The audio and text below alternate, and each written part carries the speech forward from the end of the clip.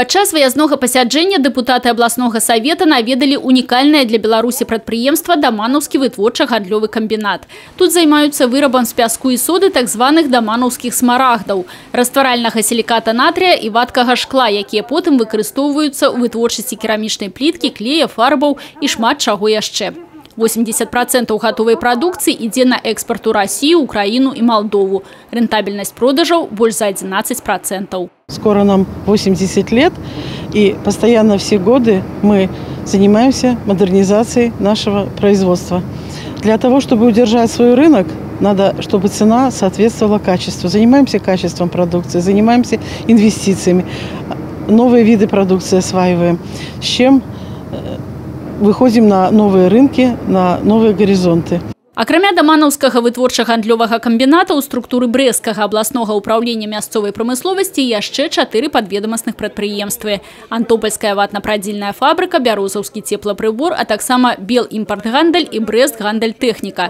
Менавіта іх стан і перспектывы развіцця былі ў цэнтры ўвагі выязнога пасяджэння. Еще недавно предприятия приносили убытки, предприятия стояли на грани остановки. Сегодня, скажем честно, что ситуация в корне меняется.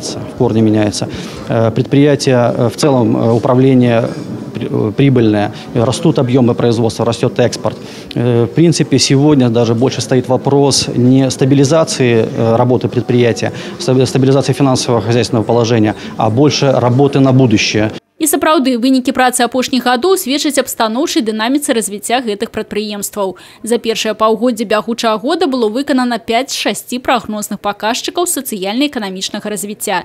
Няма запазычанасцяў па падатках, заработнай плаце і расходаванні топліўна-энергетычных ресурсаў. Актыўна вядзецца работа па прыцягненні інвестыцый. Без привлечения инвестиций будущего нету. То есть, если кто-то, руководитель, думает, что он проживет сегодняшним днем, на этом все и закончится. Поэтому надо привлекать инвестиции, неважно, зарубежные, местных источников, бюджет и так далее, и развивать производство, создавать новые виды продукции. Вот тогда только будет будущее. Так само, як падкрэсліў на пленарным пасяджэнні старшыня абласнога савета дэпутатаў Юрый Наркевич, пры распрацоўцы перспектыўных планаў развіцця прадпрыемству да 2025 года асаблівую увагу трэба надаць стварэнню і асваенню вытворчасці новых высокарэнтабельных відаў прадукцыі. Алена Ракусь, Людмила Салзна, Миколай Руцкі, тэлерадыёкампанія «Брэст».